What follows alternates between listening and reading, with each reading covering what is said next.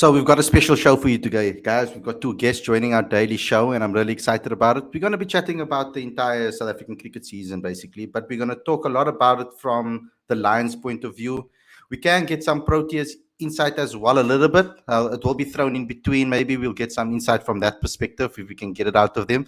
But our two guests are Bjorn Fortuin, of course, and Reeza Hendricks. So we're going to be talking to both of them on the show today. Get some insight from a South African domestic cricket season.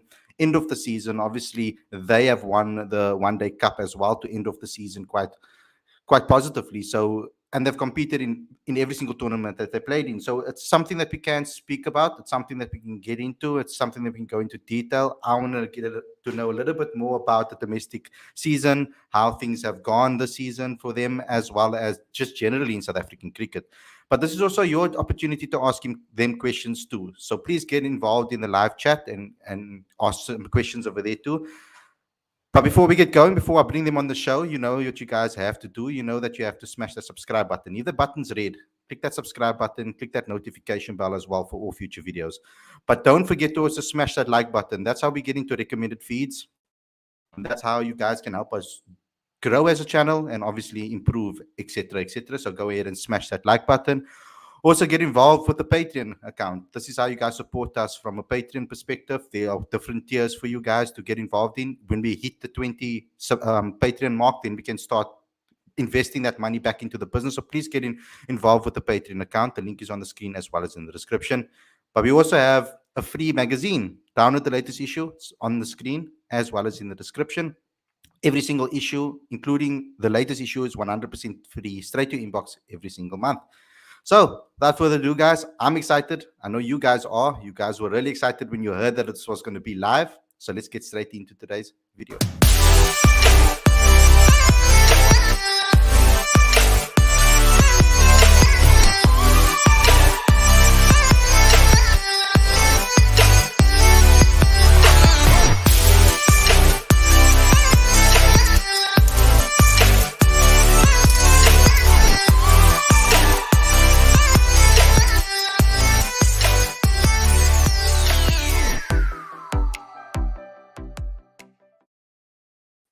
Good evening, everybody. Welcome to Cricket Fanatics Magazine. This is your daily show. I'm your host, Khalid, and today I have co-hosts. I've got Reeza Hendricks and I've got Bjorn with me today.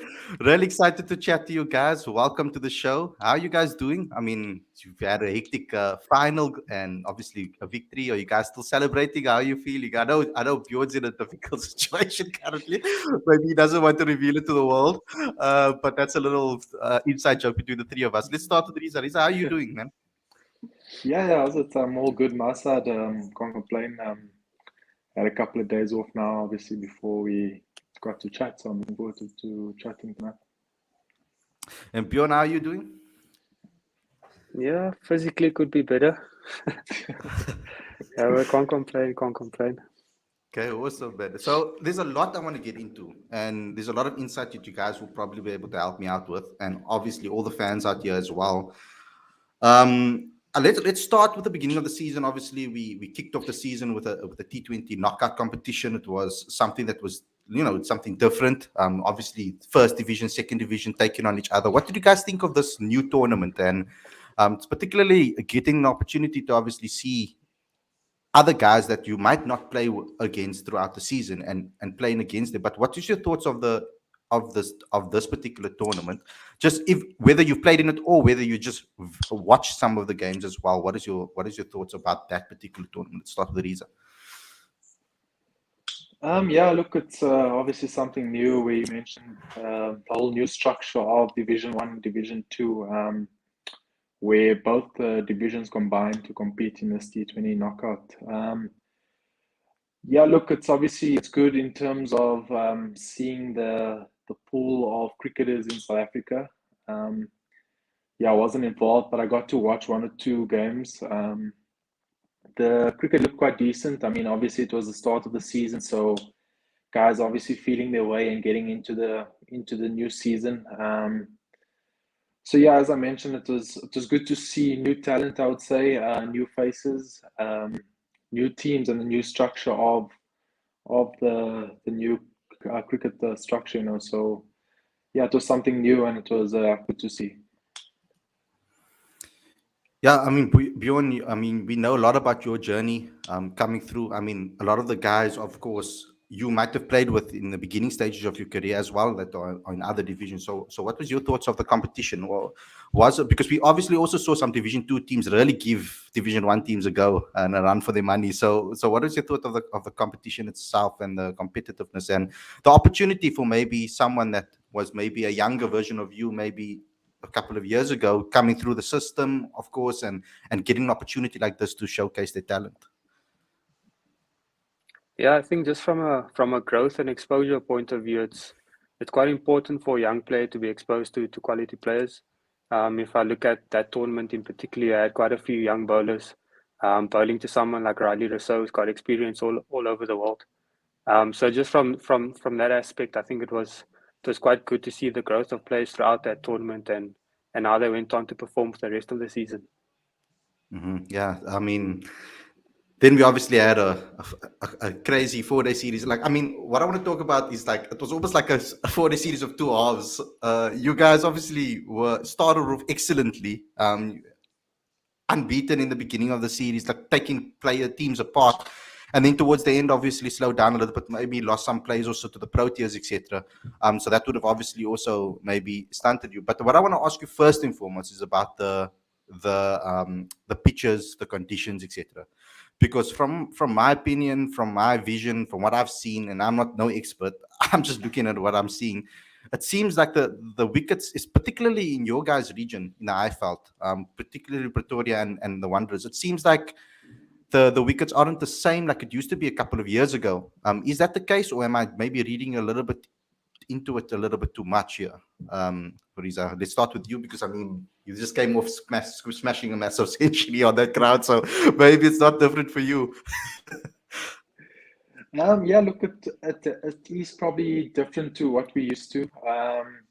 In saying that, we're speaking more four-day cricket, so I'd say four-day cricket has been generally good. What we asked for at the Wanderers we got, be it a result wicket, you know. So in that regard, early season, yeah, we got the wickets we actually wanted, and fortunately we played well in our own conditions and got the results we wanted as well.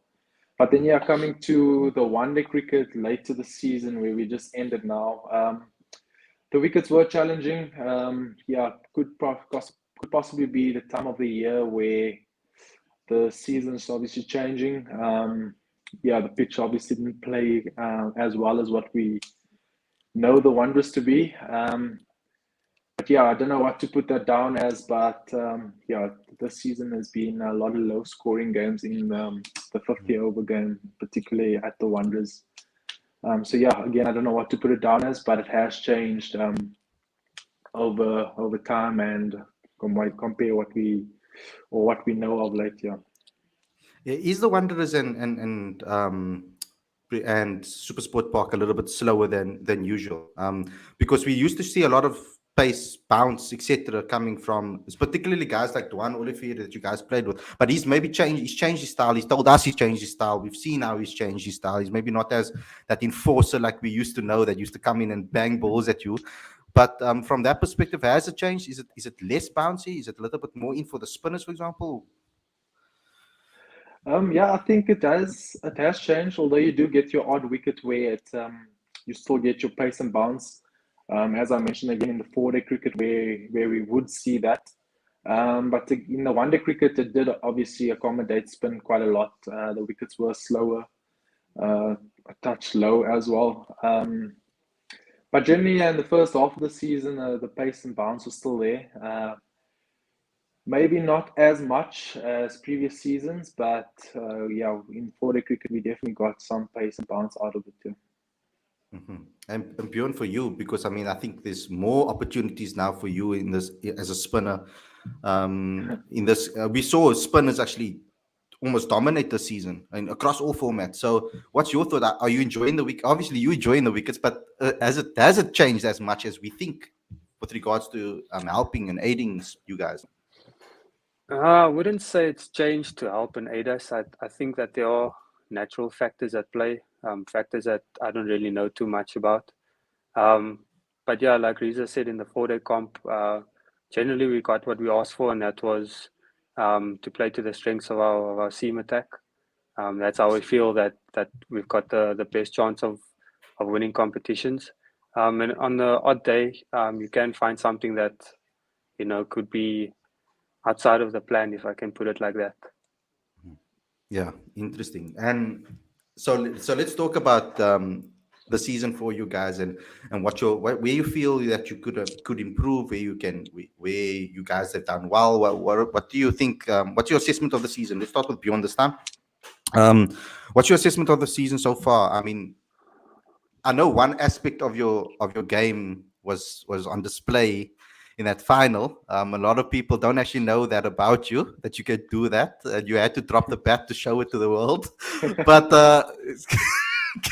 give us your thoughts on it, on your assessment of the season so far, and what you've learned from it, even from the opposition wise, like some people that maybe stood out to you, etc., in different formats too.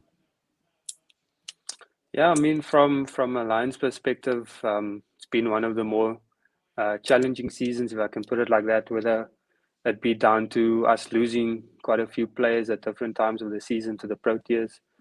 We've had our fair share of struggles with injuries, and at that we've had to learn a lot of hard lessons with a young squad.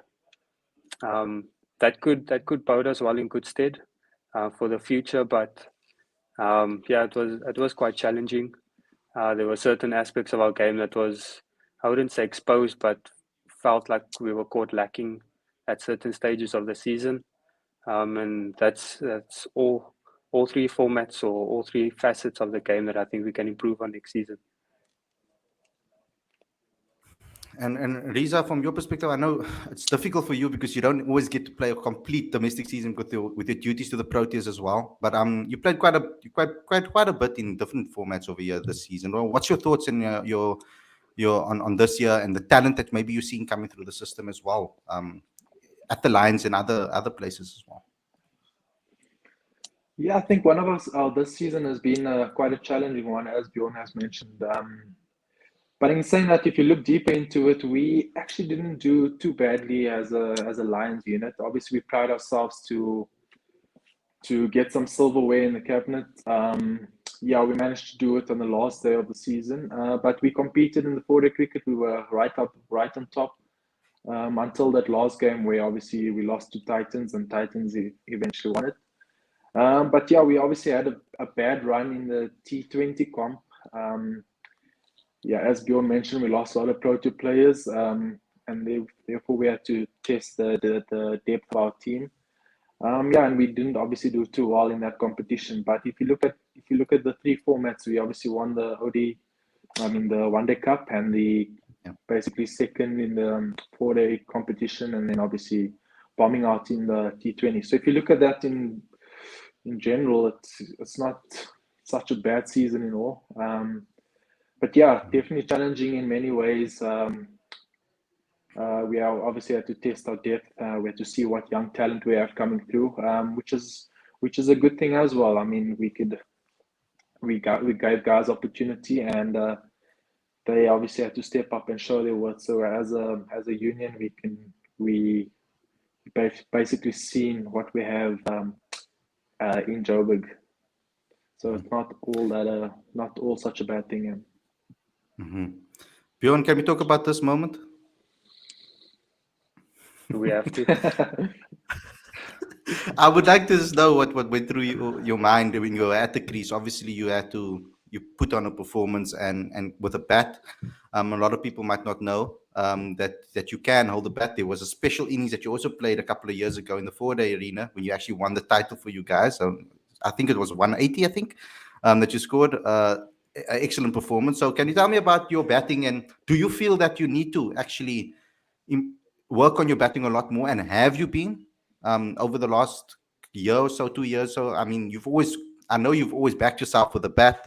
Between friends, obviously, we're going to say that to each other, but to the public, I think you're not shy of saying it either. But do you feel that that's what you need to do to take your game to the next level? Yeah, I think the way that the game has evolved over the last 5-10 years, you don't really get specialist players unless they are really exceptional at what they do. And you've got to try and find any avenue you can to sort of add value to the team. That's a way that I feel that I can contribute. If I don't contribute with ball on the day, I always work hard to make sure that when the opportunity does come with a bat to try and contribute. Yeah, in saying that, I haven't really done that to the fullest of my abilities over the last 2 seasons, but I have been working on it where sometimes it comes off, sometimes it doesn't, but the consistency is what we strive for, and that's what I work towards. And does he come to you a lot, Reeza, for some advice and tips and things like that? Yeah, no, look, we have the odd conversation, but yeah, look, JP Dumini has been our batting coach, so most of the guys obviously go to him. But yeah, we obviously try and help each other in the change room with the odd chat here and there. Mm-hmm. Okay, I'm going to ask you something now because this is almost like for the next issue of the magazine as well. I want to ask you about that not necessarily the gap between South Africa domestic cricket and international cricket. I want to know more about what franchises do. But let's start with the Lions. Maybe you'll probably know more about it. But what sort of communication is there between like your plans that you get at international level?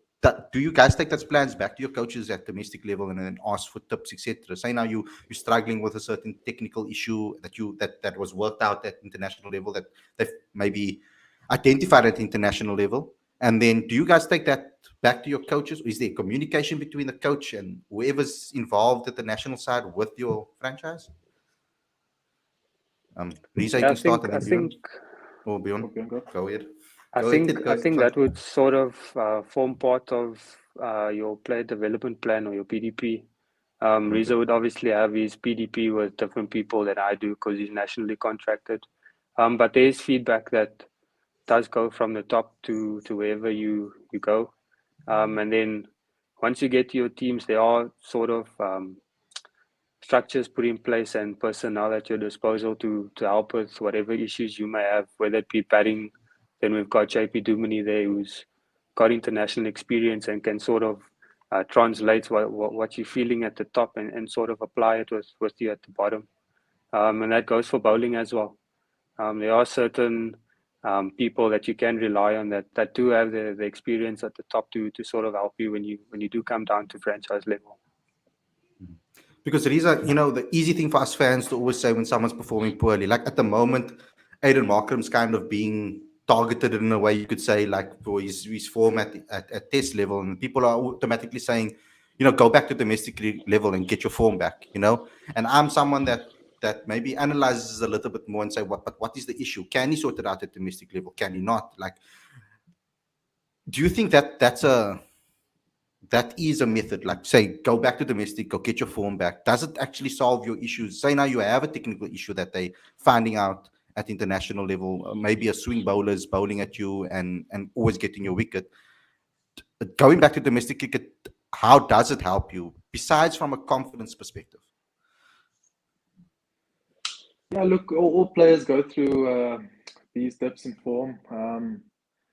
So yeah, I think you obviously have your coaches and in both in the Protea setup and then obviously in domestic setup where chats do obviously happen, but I think it's obviously the players' responsibility to take it in their own hands, to have these conversations to different coaches and not to complicate things and look for unnecessary flaws in your game. So you have to take it in your own hands to say, okay, this is the issue, this is what's happening. So let's work on it. And yeah, as you touched on, coming back to domestic cricket from the Protea setups, obviously mainly for confidence, to try and get some runs under the belt again, feel good about your game, and then yeah, when you step up, you have that, you have the runs, the weight of runs underneath your belt, and then you can take it from there and take that confidence with you into the Protea setup, and I'll feel like things work out where you're moving better, you're backing yourself again. Yeah, stuff like that. But mainly taking responsibility into your own hands and working with the coaches and trying to get that confidence back, get those simple game plans and basics back into place again. Okay, so I'm going to stop asking you questions because otherwise I'm going to ask all the questions that the guys are going to ask in the live chat by mistake. So let me get into the live chat straight away. We've got Bibik here. He's as well a Patreon. He wants to know, Reeza, Bjorn, how much is the pressure and quality difference between CSA domestic versus international limited over cricket?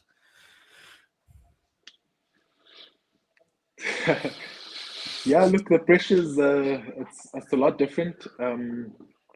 You have on the international stage,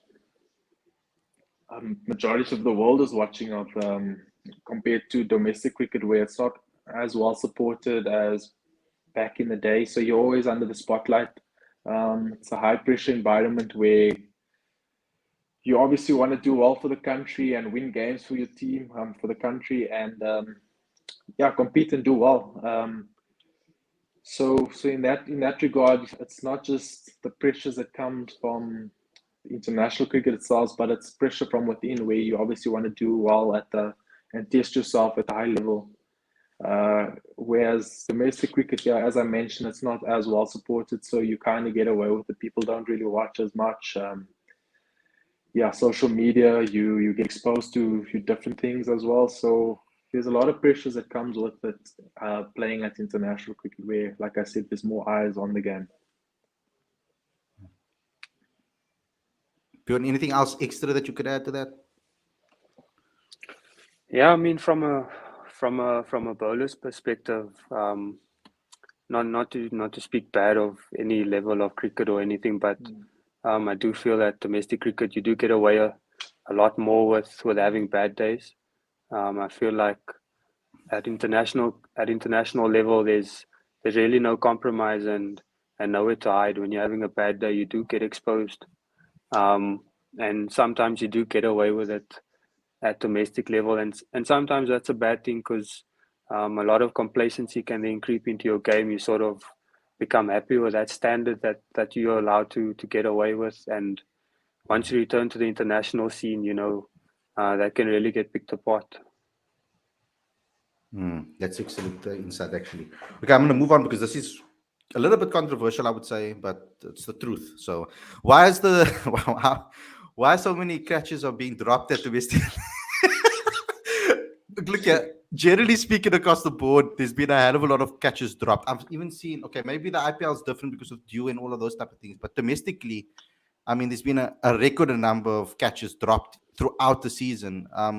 Do you guys maybe have some insight into maybe what is going on? I dropped a couple as well, so.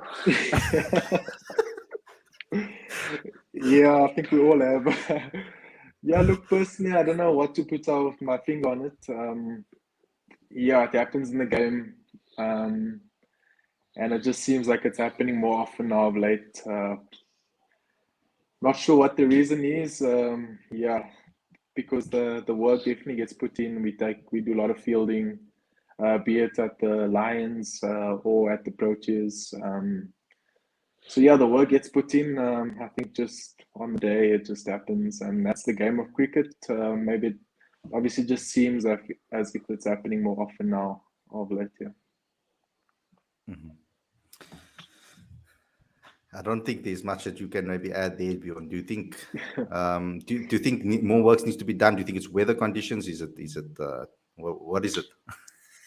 No, generally in South Africa, we can't really complain about weather conditions being making fielding hard. You'll get the odd day-night game where there's a bit of dew around, but like if I use myself in the example, it's just down to lack of application and staying away in the moment.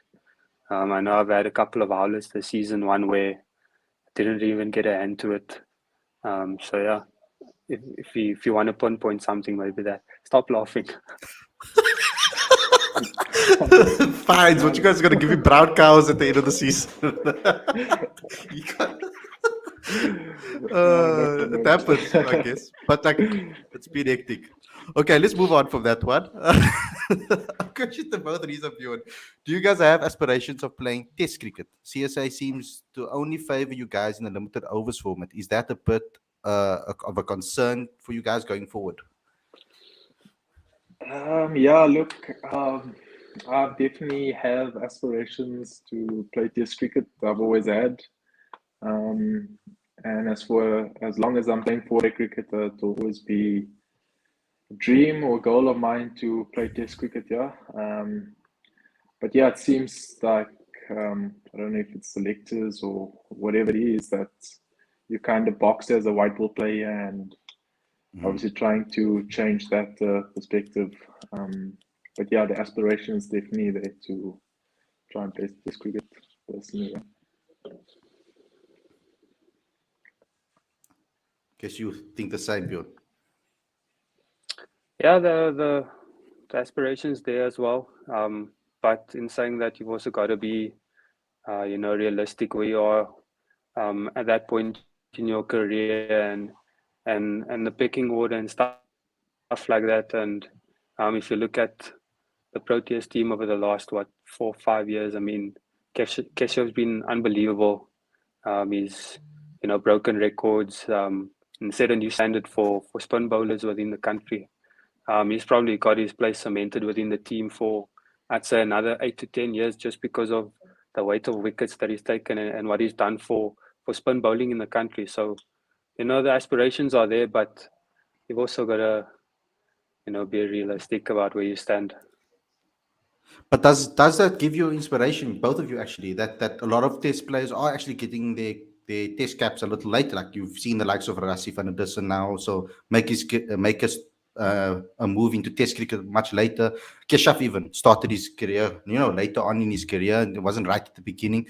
Even Vernon Philander back in the day, later on in their career, they've made their debuts. Does that give you a little bit more inspiration that you can make it? But on top of that, what I want to ask you is there communication though between you guys and the rest? Like, do you guys even know what the pecking order is? Is there like communication from the selectors to say, you know what, you guys are maybe fifth place behind or third behind or whatever the case may be? Do they have that conversations with you? No, I'd love I to. wouldn't say Oh, those. sorry, go ahead. I wouldn't say those conversations happen on a regular basis, but just from my own personal experience, knowing Keshav as a person and as a bowler, knowing the standards that he holds and the performances that he's put in, I know that it takes an exceptional spin bowler to perform like that at this level. And personally, I still feel like I'm quite a way off from that. I still got a lot to learn. I've still got a lot to improve on. And once I get to that level, only then can I comment about whether I want to play Test cricket or whether I feel like I've got aspirations, because aspirations are there, but if the quality doesn't match it, then it's pointless to have those conversations. So just to get better and try to get to that level is all that I'm trying to do at this point. Reeza, and with you, obviously contracted player. So does it work differently for you as to for Bjorn? Of course, it will work differently then. Well, not so much differently. Yeah, look, we'll obviously have our play development plans where they kind of lay out the plan for you and you have those conversations. But that's not to say that you are third, you are fourth, you are fifth in the line, whatever it is.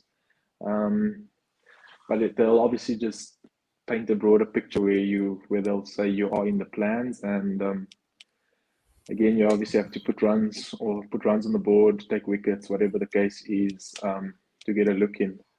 But yeah, as you mentioned, age, guys have been making their debuts at a later age, I'd say. So yeah, that obviously inspires. For me personally, obviously, I'm not getting any younger, so so yeah, who knows? I don't know. I don't know what the cutoff age is, but as long as I'm playing for the cricket, I mean, you obviously dream big or set goals while playing to achieve higher honors, and yeah, that's one of them. And yeah, hopefully it happens down the line. If not, yeah, look, I can just do what I can, put the runs on the board, and yeah, whatever happens from there happens. But yeah, the aspiration is definitely there. Okay, so at the moment it's now we're gonna go through like a 10 seconds of stroking Bjorn's ego a little bit. Played against Bjorn at school when he was at boys high school. Let me tell you, this guy can definitely bat.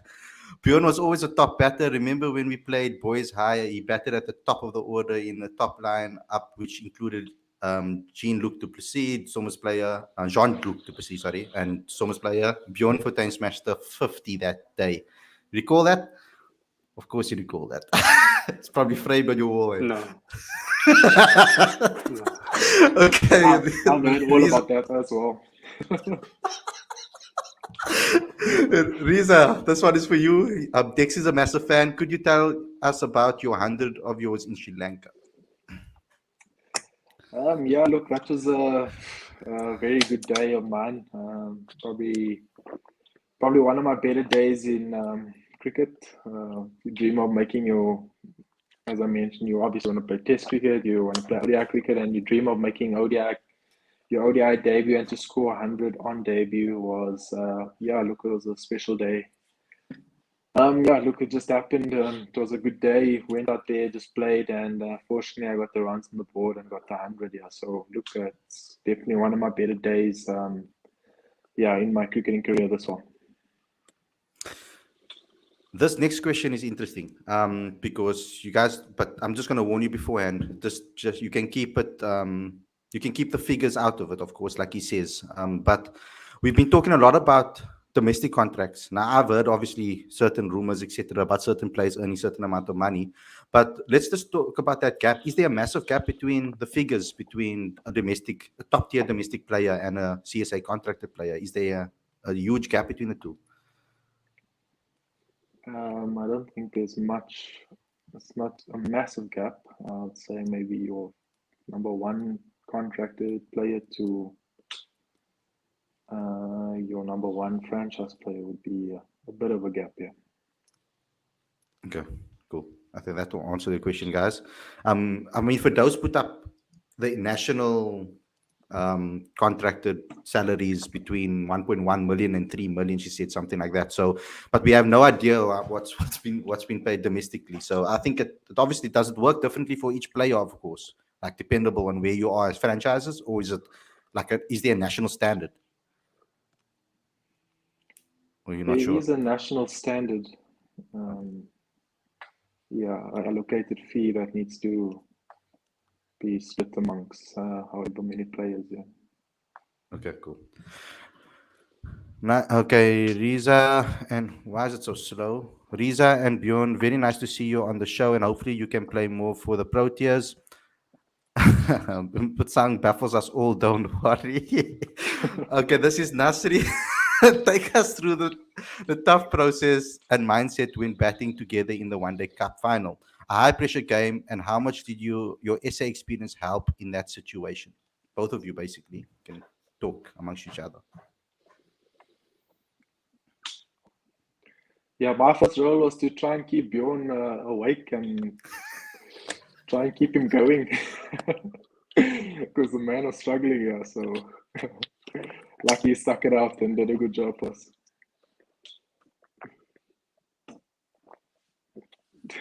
You really run so. No comment, Bjorn. No. On a serious note, it was just to be fair, it was a good batting wicket. I think it got better as the game went on. But yeah, it was just about staying calm, keeping simple plans. I haven't really batted that much for the Proteas, so I could just rely on whatever experience I've had at domestic level, and then obviously rely on the more experienced partner that's got the runs behind his name. So at the end of the day, it was just trying to keep it simple, and once the ball was there, to try and keep my eyes open.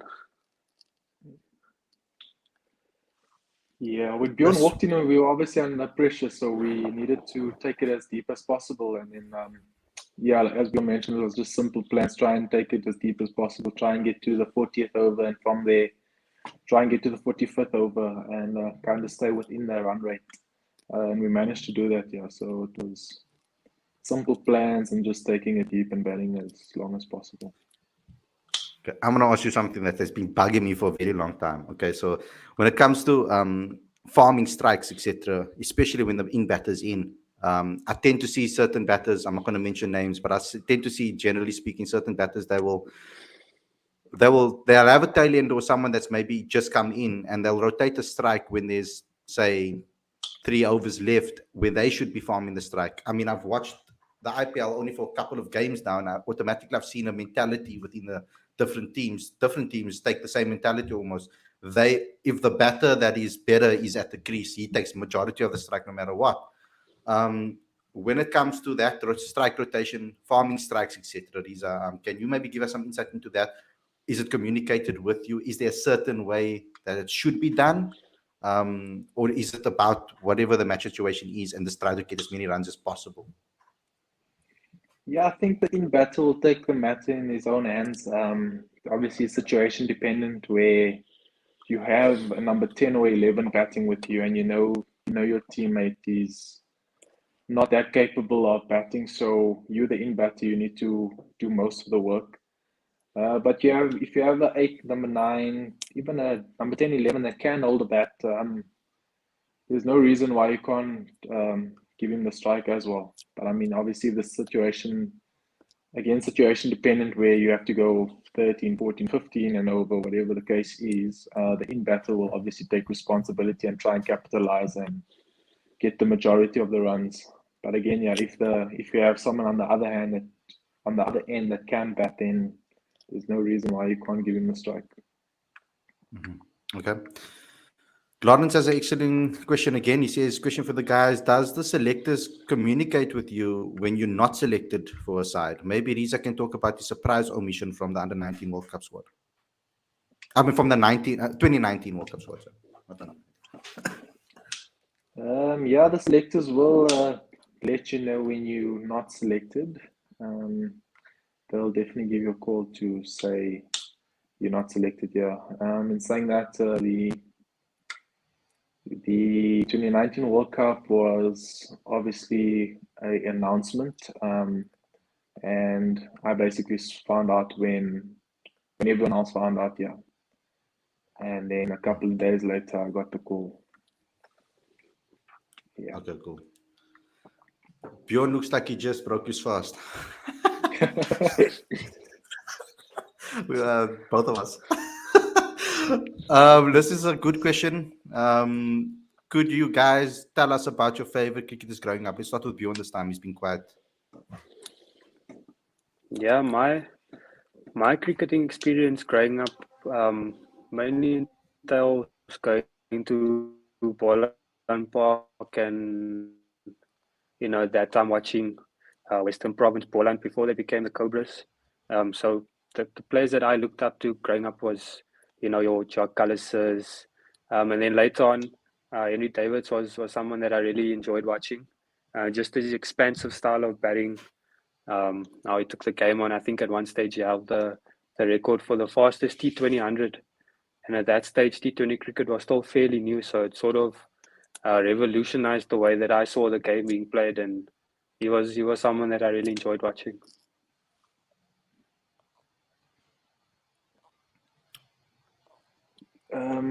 Yeah, my favorite cricketers growing up would be it was Herschel Gibbs and Jacques Cullis. Growing up here, I was a bigger Western Province supporter, funny enough. But yeah, I enjoyed the way they played, and yeah, always tried to, when practicing, when playing, try to emulate and bat like them. Yeah, so they were definitely my 2 favorite cricketers growing up. Did you also do your collar like Herschel? Put it up. Yeah, the collar was definitely up when playing. Hey Bjorn, I'm watching from Nepal here. I remember you putting up a man of the match bowling performance against India in the T20I. How do you find subcontinent wickets, especially with ODI World Cup there in 2023? Yeah, generally I enjoy bowling on the subcontinental wickets. The wickets in India were, I wouldn't say a new challenge, but it was something that we weren't used to back home. Something that definitely offers up a lot more purchase for a spin bowler than what we used to. And then we saw that again in Sri Lanka last year. I can't really remember dates. But the wickets were quite sporting for spin bowling. I think at one stage or one game we bowled four spin bowlers, if I'm not mistaken. So those sort of conditions really do, pose a nice challenge not only for us as bowlers to adjust to conditions that we're not used to, but to see the batsmen react to spin bowling as well. It's something quite fun. In terms of the World Cup, I'm not really looking too far ahead. I'm just trying to get better, trying to get physically better, and we'll see where the next season takes us. And who do you turn to normally for spin bowling, like advice, etc.? Is there someone specific that you go to when you need some advice to take your game or improve? There's quite a few people that I have conversations with. The majority of those being the other spinners that's with me at the time. I found a lot of help with Shamo and Keshav over the past 12 to 18 months. They've really helped my bowling in terms of white ball plans and execution, and just the mindset of trying to take more wickets and not trying to be boxed in as this one-dimensional spinner that just wants to dry up runs. Always trying to add another string to your bow. And then there are quite a few mentors within the setup that I do have regular chats with. Guys like Robin Peterson is quite helpful whenever we play against the Warriors. He'll have a word or two. Bangs from the Titans, he's been quite helpful for me for a number of years now. So there's quite a few resources that one can use. Mm-hmm. Excellent. There's another question for you, Bjorn. When you're batting as a finisher, what is your mindset? Are you predetermined or just set a small target in your mind? I like that finisher. You guys don't understand what you're doing to this guy. Later on Call of Duty, he's going to be telling everybody he's a finisher now. No, it really depends on either the situation of the game or the batter that I'm going in with. If, for instance, like the other night, if there's an in batter, I'll try and get him on strike, especially if he's going well, like Reeza was at that stage. But if the guy at the other end's not there, I do back myself to take the game forward myself. I do have certain plans that I can put in place to try and get us as close to the end as possible. Okay, cool. The next one is, which football size do you guys support, if you do? Don't ask Reeza, please. Yeah, let's not get into that, but I'll answer. Because he was a City supporter until Ronaldo signed. What? Yeah, that's a lie. Don't listen to Bjorn, but I am a CR7 fan and I am a Man United supporter, yes. Same as me. Bjorn? Yeah, my sorrows are with United at the moment. Oh, my Lord. So we can actually do a whole podcast on United alone, guys.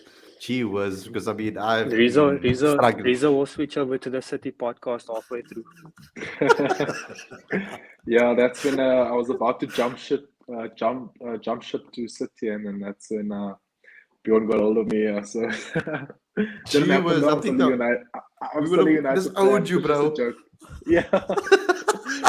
Gee whiz, it's like that explains it. Like my emotions. Like CR7 was such a massive pivotal role, for me in my life, and we share the same birthday as well. When I found that out, it blew my mind even more. So like that just made me like him more. But when he was on the verge of going to City, I was distraught, like completely depressed. And then within a couple of hours, it switched. And then he came to United. I probably went through a roller coaster of emotions during that day when that happened. I didn't sleep the entire night. I was up refreshing, checking if Fabrizio Romano's posting or not. I was like, when I heard Ollie's presser, because he couldn't say it, but he kind of said it, and it was a massive moment, and then he didn't really work out as we hoped, though. Yeah, I think everyone was glued to their phones in that particular time. Yeah. That Peter Drury opening line when for the first game, I was like mind blown. That guy's an excellent commentator. Wow. Do you guys think that it's time CSA move away from the up and down bouncy wickets, because clearly that had a massive impact of poor batting of late? It also makes us too one-dimensional. Anyone can go first. I think we have, in a way. We obviously try and prepare those wickets, but we've got all types of players to cover all bases. We've played on 2 test matches now on turning conditions in our own backyard, and we basically clean Bangladesh up with our own 2 spinners, and just shows the quality we have in Kesh and Harmer, and there's obviously a lot waiting in line. So yeah, we don't necessarily have to prepare green and bouncer wickets. Yeah, we can compete in all conditions. Yeah, it looks like we have improved a lot, multi conditions. So Bjorn, do you have anything to say on this? No. Okay, cool. I like spinning wickets. Yeah, of course. How important is it to rotate the strike while you're building an innings for your team? How difficult do you find rotating the strike against subcontinent spinners, Reeza? Yeah, rotating the strike is definitely important. It obviously gets the rhythm to your game and the momentum going for your innings. So yeah, that's key to get going. In subcontinent, yes, it's difficult with the spin. Slightly different where ball holds up, ball turns. So you have to look at different options, and different option comes into play when looking to rotate. For instance, the sweep shot or running down the wicket. But yeah, look, it's definitely slightly harder on those conditions where it is holding up. Guys are bowling well, and you have your short cover, short mid wicket, obviously trying to stop the ones. So yeah, you have to upskill yourself to find ways to rotate, as I mentioned, the sweep or using your feet. And does that message come from Boucher to you guys, like in the national setup, for example? Do you guys, does he determine which style of cricket you guys play? Do you guys come as a collective, as a batting unit, and say, look here, guys, maybe me and you should rotate more than others, maybe other guys maybe want to stand and deliver a little bit more? Is there a conversation amongst the batters, or is it just a communal decision as a whole? I think it's on the day and what we up against, and what we're facing conditions wise as well. We have to firstly assess. On certain wickets, you can't just stand and deliver, else you'll find yourself wanting and then 5 down in no time if you play that way. So yeah, we have to assess and then kind of get some feedback back into the dressing room and then make a collective decision on how to go about it.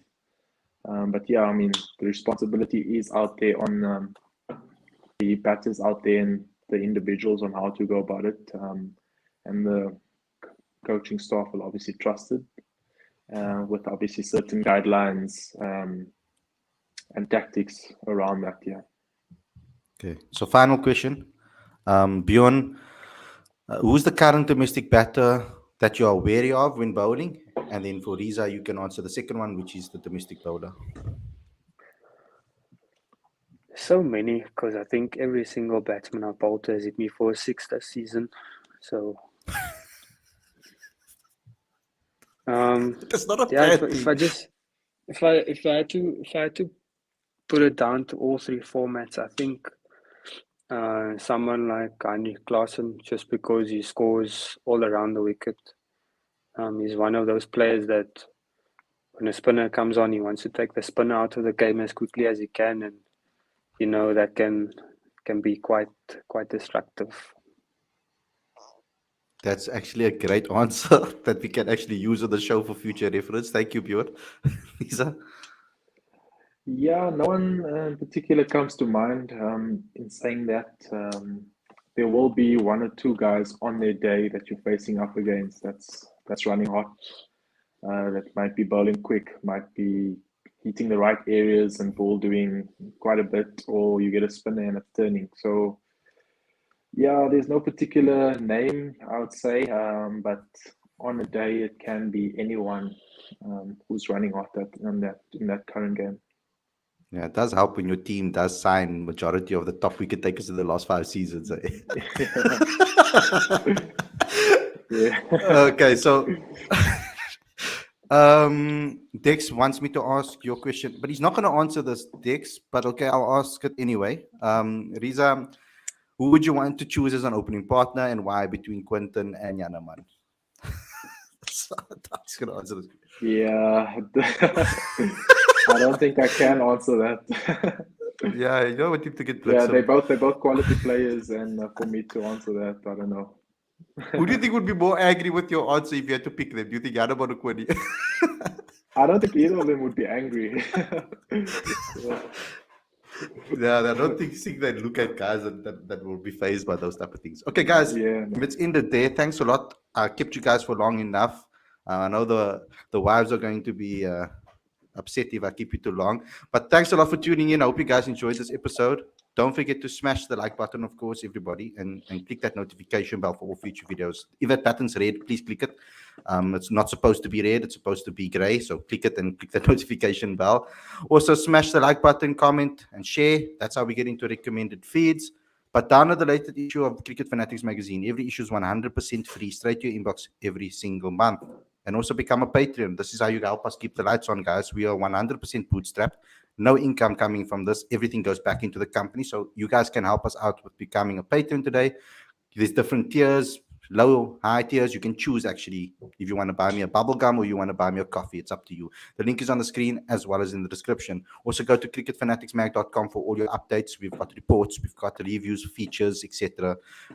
Your daily stories go on cricketfanaticsmag.com. Thanks a lot for everybody for watching. Thank you, Reeza. Thank you, Bjorn, for giving us your time. We really appreciate it. We hope you can come on the show again in the future. Thank you. Cheers. Thanks, Khalid. Cool. See you guys. Bye.